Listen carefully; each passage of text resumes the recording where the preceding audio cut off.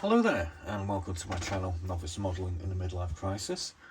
My name is Andy and today we're going to be doing a What's in the Box kit review on my TAMIYA LRDG command car and BREDA 20mm anti-aircraft gun in the 135 scale, and this one is kit number 89785 *2800.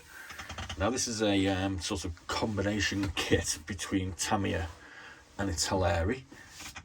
The anti-aircraft gun that comes with it is actually one of the ITALERI kits. So there's kind of an interesting story to this kit because I bought it a couple of months ago with a one of these British LRDG command cars from a chap called Mikey, who it turned out lives in Cornwall. And I actually went down to visit him recently, or just up in the past few days, and to have a look at his rather astounding collection of 5,000-ish model kits that he's been collecting for 20 years. But enough about that for now. There'll be some videos about that little thing coming up. We'll talk about that when we've actually done the review. So I've done a review previously for the LRDG 32407. So I'll stick a link in the description bar at the bottom and you guys can have a look at that. But first off, let's just have a look at the sprues of the basic Chevrolet command car that comes with this kit. So we're looking at basically the mechanicals first and the wheel hubs and all the suspension and what have you. So as we can see, this part here, this is the main frame for the chassis, and it has the bottom of the engine attached to it also. It's got some nice detail on it. You can see what's probably the oil plug there, probably somewhere the spark plugs and where the engine manifold attaches to the engine. On this part here we have what looks like a drive shaft. This looks like a gear shifter knob. Not overly certain what these two parts are. Some sort of little pouch or pocket. And we have the steering wheel as well. We've got some wheel hubs up next, probably both the front and rear and possibly our spare. So they've got some quite nice detail on the securing nuts that hold the wheels to the wheel hubs, I suppose you could say. We've got the driving rack here. Again, it's got some basic detail on it, so it all looks quite nice. Here we have what, I'm not too sure what they are. They look a little bit like sort of gun shields or flaps or something. Maybe it's something to do with this part here. Got a couple of the Enfield rifles. We've got a Lewis gun. And I think this is a boy's anti-tank rifle with a couple of these look like shell holders maybe. And that's the sort of mounting for the Lewis gun at the rear that you can see here. Down here we have the exhaust system. Two parts of the rear of the wheels by the look of it, I think. We've got some sort of suspension springs on this section. And here we have some stowage, a couple of duffel bags, a couple of rolled up sleeping bags maybe. Got a crate, more mechanical parts here. Some petrol cans or water cans, some ammunition cans or water cans again maybe, not exactly certain. And we have a few other parts up the top which I don't particularly know what they are. Pretty standard for the novice modeler, he doesn't really know what he's talking about. So next up we have the sort of floor pan, well, floor base for the storage compartment here, and we have the two sides that actually go on here. That's going to be one of our the sand mats, I think they're called. Here we have the open rear flap down at the back, which gives us access into the rear. We have some like storage compartment covers. Maybe that one's actually a bench seat, I'm not quite sure. This looks like the floor for the actual cab. Not too sure what that bit is. That's going to be another storage compartment, possibly in the rear. Got a full radio set with some nice detail. So that's all looking quite cool. Next up we got a couple of 1974 style fixed 1976 figures So these obviously are probably a little bit bland and a little bit past their sell by date, but this is what you get with the kit.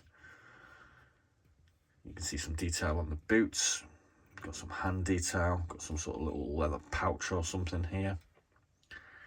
Face is a bit bland. Detail on the uniform, not great, but British uniforms were kind of that way looking. This one again, got some detail on it. He appears to be wearing a side cap. See some rear sort of detail on his backside here. So if you get my finger out of the way, possibly some belts and a pocket. Some minor detail on the boots. And we've got some other parts here, not too sure what they are. We've got a helmet. Looks like we've got some goggles as well to go on the caps. We've got the front seat, which is a bench seat. Has some ripples on the padding, so it kind of gives it that sort of realistic look.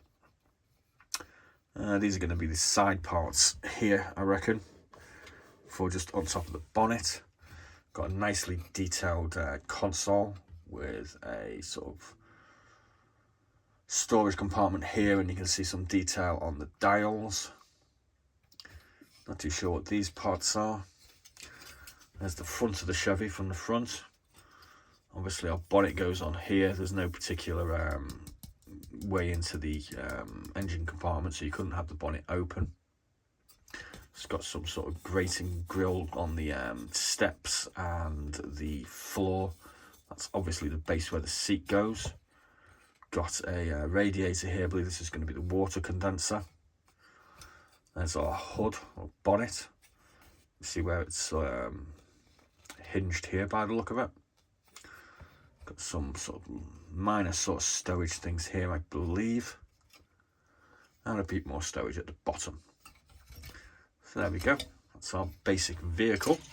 Now the vehicle, this moulding itself originates from around about 1976.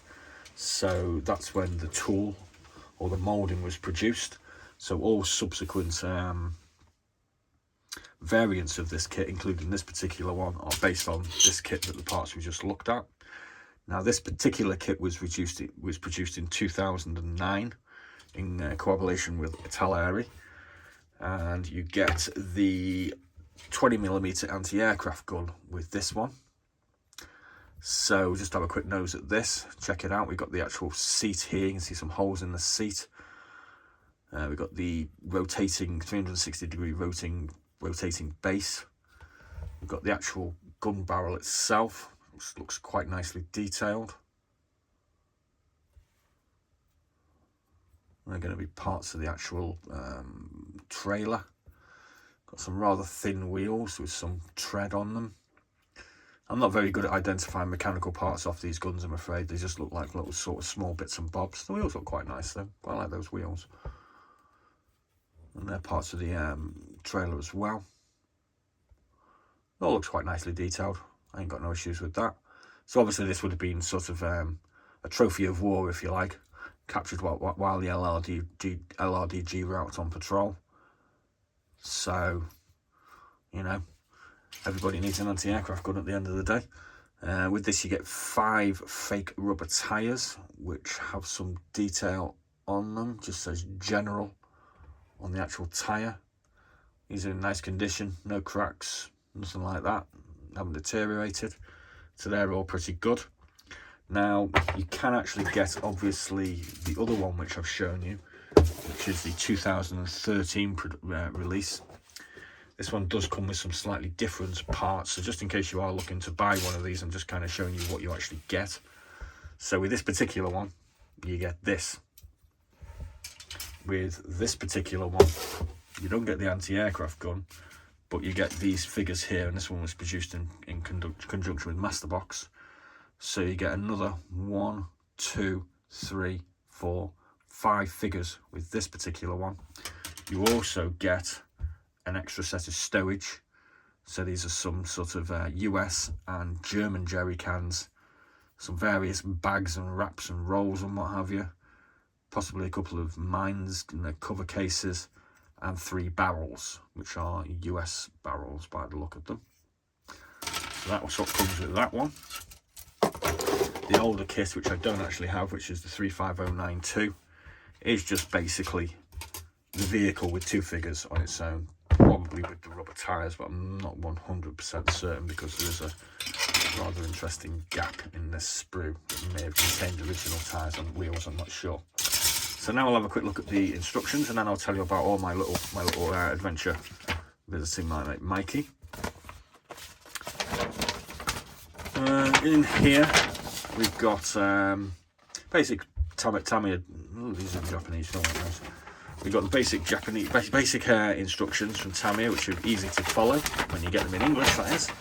So we've got the chassis, we've got the wheels, we've got the steering rack. Everything goes together here in section 4 with the bumper.